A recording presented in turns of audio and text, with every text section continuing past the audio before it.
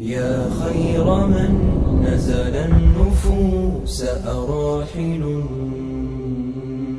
بالأمس جئت فكيف سترحل بكت القلوب على وداعك حرقة كيف العيون إذا رحلت ستفعل إن الحمد لله والصلاة والسلام على رسول الله أما بعد প্রতিটি প্রাণীকেই মৃত্যুর স্বাদ গ্রহণ করতে হবে। মৃত্যু আসবেই, মৃত্যু আপনাকে পাকড়াও করবেই। তবে কার মৃত্যু কখন আসবে আল্লাহ ছাড়া কেউ জানে না। যে কোনো মুহূর্তেই বেজে যেতে পারে মৃত্যুর প্রলয়ঙ্কারী ঘণ্টা। আপনি কি মৃত্যুর জন্য প্রস্তুত আছেন? আপনি কেমন মৃত্যু চান? কখনো ভেবেছেন আপনার মৃত্যু কেমন হবে? প্রিয় ভাই ও বোন, আপনি যদি নেককার মুমিন হন তবে ইনশাআল্লাহ মৃত্যুকে আপনার ভয় পাওয়ার কিছু নেই। কারণ নেককার মুমিনের জন্য মৃত্যু হলো রহমানুর রাহিম, রবের সঙ্গে মিলিত হওয়ার মাধ্যম। মৃত্যুর মাধ্যমে মুমিন দুনিয়ার সংকীর্ণ কারাগার থেকে মুক্তি পায় এবং আল্লাহ রাব্বুল আলামিনের অতুল রহমতের ছায়ায় আশ্রয় গ্রহণ করে। তাই তো হাদিসে এসেছে, তুহফাতুল মুমিনি আল মাউত, মৃত্যু মুমিনের জন্য উপহার স্বরূপ। পক্ষান্তরে কাফিরের জন্য মৃত্যু বড়ই কঠিন, বড়ই ভয়াবহ।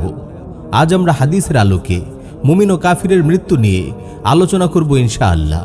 সুনানুন নাসাই, আল মুস্তাদরাক, মুসনাদু বাজ্জার সহ অন্যান্য হাদিস গ্রন্থে সহিহ সনদে বর্ণিত হয়েছে, রাসূল সাল্লাল্লাহু আলাইহি ওয়াসাল্লাম ইরশাদ করেন, কাফিরের হায়াত যখন শেষ হয়ে আসে এবং আখিরাতে পাড়ি জমানোর সময় যখন ঘনিয়ে আসে, তখন আসমান থেকে কালো চেহারার ফেরেশতারা তার কাছে নেমে আসেন।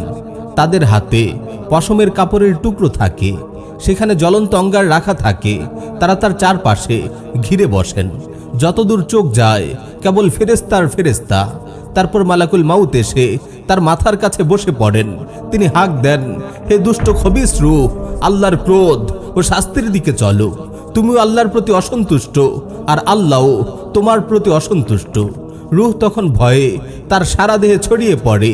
মালাকুল মাউত তাকে প্রচণ্ড শক্তিতে টেনে হেঁচড়ে বের করে আনেন, যেভাবে ভেজা পশমের ভেতর থেকে লোহার শিক টেনে বের করে আনা হয়।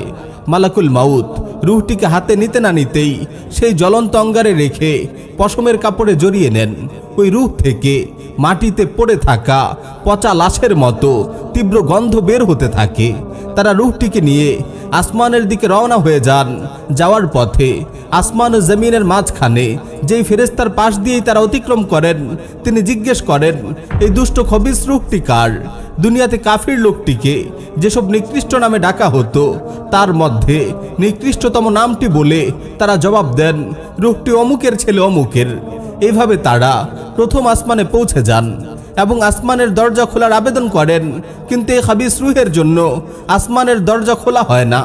এতটুকু বলে রাসূল সাল্লাল্লাহু আলাইহি ওয়াসাল্লাম এই আয়াতটি তেলাওয়াত করেন, লা তুফাত্তাহু লাহুম আবওয়াবুস সামা ওয়া লা ইয়াদখুলুনাল জান্নাহ হাত্তা ইয়ালিজাল জামালু ফি সাম্মিল খিয়াত।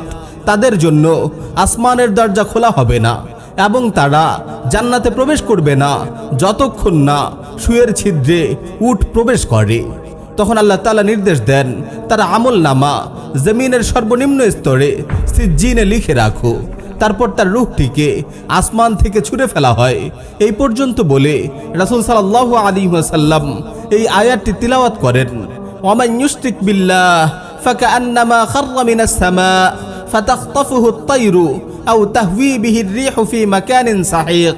আর যে আল্লাহর সঙ্গে শরীক করলো সে যেন আসমান থেকে ছিটকে পড়লো আর পাখিরা তাকে ছো মেরে নিয়ে গেল, কিংবা বাতাস তাকে উড়িয়ে নিয়ে গিয়ে কোনো দূরবর্তী স্থানে নিক্ষেপ করলো। ইন্না লিল্লাহি ওয়া ইন্না ইলাইহি রাজিউন। ইয়া আল্লাহ, ইয়া রহমান, আমাদেরকে এই ভয়াবহ লাঞ্ছনাদায়ক মৃত্যু থেকে হেফাজত করুন। প্রিয় ভাই ও বোন, এই ছিল একজন কাফিরের মৃত্যুর দৃশ্য। এবার চলুন সহিহ হাদিসের আলোকে একজন মুমিনের মৃত্যুর দৃশ্য কল্পনা করা যাক। আপনি যদি একজন নেককার মুমিন হন তাহলে জীবনের শেষ মুহূর্তটিও আপনার খুবই সুন্দর ও উপভোগ্য হবে। কল্পনা করুন আপনার জীবনের অন্তিম দৃশ্যটির কথা, আপনার রূহ বের হওয়ার সময়টির কথা ভাবুন। আপনাকে বলা হচ্ছে আল্লাহর রহমতে আপনার রূহ অত্যন্ত সৌভাগ্যবান রূহ। রূহ বের হওয়ার সময় কি ঘটবে আপনার সাথে? ফেরেশতারা বলবেন, হে প্রশান্ত আত্মা, সুখ শান্তি ও সমৃদ্ধির পথে চলো, সেই রবের পানে ধাবিত হও যিনি তোমার প্রতি সন্তুষ্ট। আপনার নাকে তখন সুরসুরি দেবে বেহেশতের মন কাড়া মিষ্টি সৌরভ। আপনি বুঝতে পারবেন আপনার চারপাশে যেদিকেই চোখ যায় শুধু ফেরেশতা আর ফেরেশতা। তারা আপনার জন্য জান্নাত থেকে এক টুকরো শুভ্র রেশমি কাপড় নিয়ে এসেছে আপনার সৌভাগ্যবান রূহকে জড়িয়ে নিয়ে যাবে বলে। অনেক মুমিনি মৃত্যুর ক্ষণটিকে বড়ই ভয় পায়, যদিও এই মুহূর্তটি হতে পারে তার জীবনের অন্যতম সৌভাগ্যময় মুহূর্ত। প্রিয় নবী সাল্লাল্লাহু আলাইহি ওয়াসাল্লাম এই মুহূর্ত সম্পর্কে কি বলেছেন? তিনি বলেছেন, ইন্নাল আবদাল মুমিন ইযা কানা ফি ইনকিতাইম মিনাদ দুনিয়া ওয়া ইকবালিম মিনাল আখিরাহ নাযালা ইলাইহি মালাইকাতুম মিনাস সামা বিয়দুল ওয়ুজুহ কাআন্না ওয়ুজুহাহুমুশ শামস মাআহুম কাফনুন মিন আকফানিল জান্নাহ ওয়া হানুতুম মিন হানুতিল জান্নাহ হাত্তা ইয়াজলিসু মিনহু মাদ্দাল বাসার সুম্মা ইয়াজিউ মালাকুল মাউত আলাইহিস সালাম হাত্তা ইয়াজলিসা ইনদা রাসিহি ফায়াকুলু আইয়াতুহান নাফসুত তাইয়্যিবাহ উখরুজি ইলা মাগফিরাতিম মিনাল্লাহি ওয়া রিদওয়ান।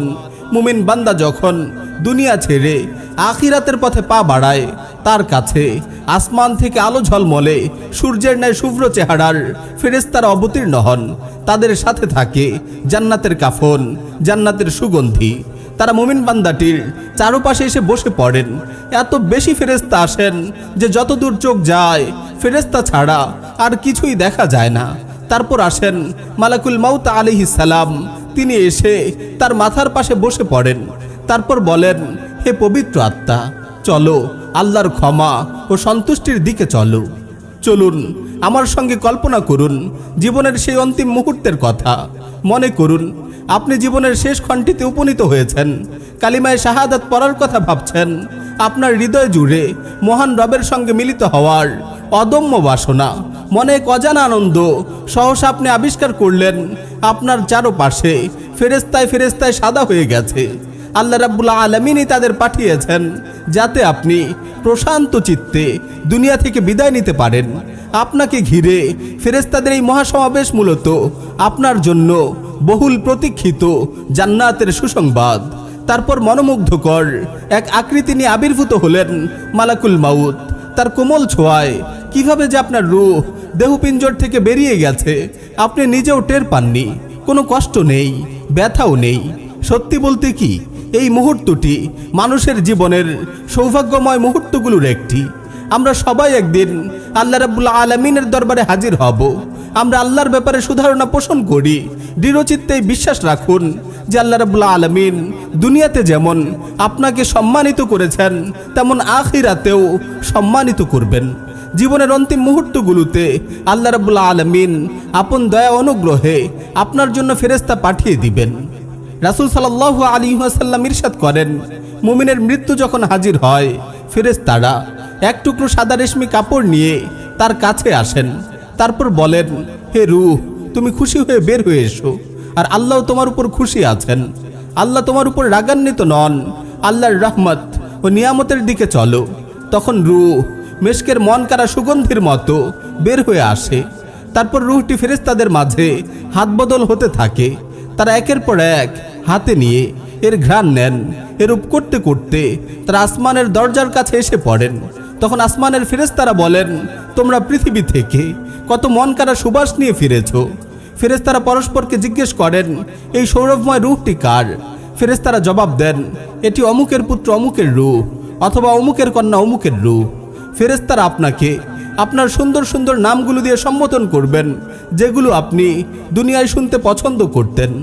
আসমানের দরজায় ফেরেশতারা আপনার রূহকে মহা সমারোহে স্বাগত জানাবেন। প্রতিটি আসমানে ফেরেশতারা এই সংবাদ প্রচার করবেন। এভাবে তারা সপ্তম আসমানে আরোহণ করবেন। তারপর আল্লাহ রাব্বুল আলামিনের দরবারে আপনার রূহকে পেশ করা হবে। তিনি নির্দেশ দিবেন, আমার বান্দাটির আমল নামা ইল্লিয়্যিনে লিখে রাখো। ওয়ামা আদরাকা মা ইল্লিয়্যুন কিতাবুম মারকুম ইয়াশহাদুহুল মুকাররাবুন। তুমি কি জানো ইল্লিয়্যিন কি? ইল্লিয়্যিন হলো সুলিখিত পুস্তক। আল্লাহর নৈকট্যপ্রাপ্ত ফেরেশতারা তা দেখে থাকে। এই সুলিখিত পুস্তকে জান্নাতীদের নাম লিপিবদ্ধ করা হয়। সকল নৈকট্যপ্রাপ্ত ফেরেশতা ইল্লিয়িনে প্রবেশ করতে পারেন। তারা দেখতে পারেন আপনার নাম জান্নাতীদের তালিকা অন্তর্ভুক্ত হয়েছে। আপনি নিজেও এই সব কিছু উপলব্ধি করতে পারবেন। যদিও দুনিয়ার প্রিয়জনদের ছেড়ে যেতে আপনার কষ্ট হবে, তবু আপনার খুশি ও আনন্দের কোনো সীমা থাকবে না, কারণ আপনি সেদিন আল্লাহর দরবারে হাজির হওয়ার সৌভাগ্য অর্জন করবেন। আপনি নিজেই দেখবেন আপনার রব আপনার নাম জান্নাতীদের তালিকায় অন্তর্ভুক্ত করার নির্দেশ জারি করেছেন। সুবহানাল্লাহ, কত সুন্দর, কত মোবারক, কত মর্যাদাময়, কত রাজকীয় মুমিনের মৃত্যু। ইয়া আল্লাহ, আমাদের সবাইকে মুমিন অবস্থায় মৃত্যু দান করুন।